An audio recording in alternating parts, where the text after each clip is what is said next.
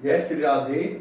ज्योतिष में हम आज बात करेंगे मेष लग्न में शुभ और अशुभ ग्रह कौन से होते हैं, किन भावों के स्वामी शुभ होते हैं और किन भावों के स्वामी अशुभ होते हैं और उनकी दशा अंतरदशा में क्या परिणाम होते हैं। यह मेष लग्न की कुंडली है, 1 नंबर मेष लग्न है। तो मेष राशि का स्वामी मंगल और वृश्चिक राशि का स्वामी भी मंगल। वृश्चिक राशि अष्टम भाव में है, तो मंगल अष्टमेश भी है और लग्नेश भी है, लेकिन लग्नेश होने के कारण मंगल को अशुभता नहीं आएगी, अष्टमेश का दोष नहीं लगेगा। और लग्नेश होने के कारण मंगल जिस ग्रह के साथ भी होगा और जिस ग्रह पर भी दृष्टि होगी उसकी शुभता में सहायक होगा। और यह दूसरा भाव वृषभ राशि और शुक्र की दूसरी राशि तुला है जो सप्तम भाव में है। तो दूसरा और सातवां भाव मारक भाव होते हैं और मेष लग्न की कुंडली में शुक्र बहुत ही अधिक मारक है और शुक्र की महादशा अंतरदशा प्रत्यंतर दशा में वह मृत्यु या फिर मृत्यु के समान कष्ट, शरीर कष्ट, रोग आदि देगा, अवश्य ही देगा। यह कम या ज्यादा हो सकता है और यह कम कैसे होगा, जैसे बृहस्पति इसके साथ में या इस पर दृष्टि रखे। बृहस्पति जैसे सौम्य ग्रह अगर शुक्र पर दृष्टि रखें या शुक्र के साथ में हो तब वह कष्ट कम हो सकता है। और निश्चित रूप से शुक्र की महादशा अंतरदशा या प्रत्यंतर दशा में मृत्यु का कारण बनेगा मेष राशि में। तो इस तरह से शुक्र प्रबल मारक ग्रह है मेष राशि के लिए। इसमें सावधानी और वैदिक उपाय शुक्र के जाप और माता दुर्गा के जाप अनुष्ठान आदि से शांति प्राप्त होगी। और तीसरा भाव मिथुन राशि और यह कन्या राशि है, बुध की राशि है। और 3, 6, 8 और 11 ये भाव अशुभ प्रभाव देते हैं, तो यहाँ के स्वामी बुध भी अशुभ हैं। मेष लग्न की कुंडली में शुक्र, शनि और बुध पाप प्रभाव यानी कि अशुभता देंगे। वह अशुभता कम या ज्यादा हो सकती है। और यह चंद्रमा और सूर्य एक एक राशि के स्वामी है। यह कर्क चंद्रमा और यहाँ सूर्य सिंह राशि, ये कुंडली में शुभ हैं, शुभता देंगे।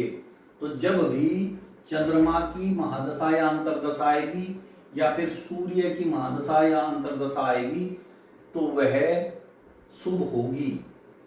वह धन देगी, यश प्रतिष्ठा देगी, माता का सुख देगी और भौतिक सुख देगी।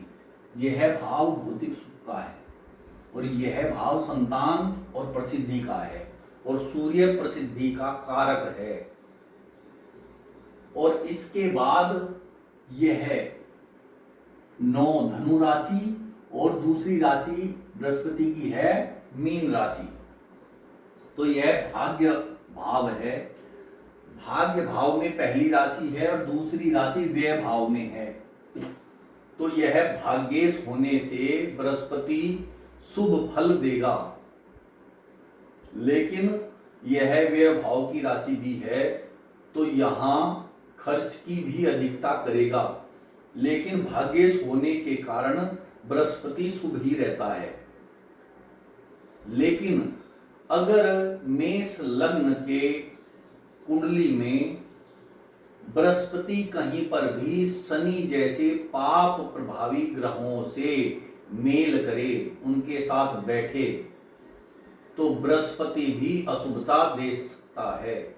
यह पाराशर जी का सूत्र है कि बृहस्पति पाप ग्रहों के साथ अगर बैठ जाए तो बृहस्पति की दशा भी अशुभ हो जाती है, वह जीवन में परिणाम अशुभ देगी।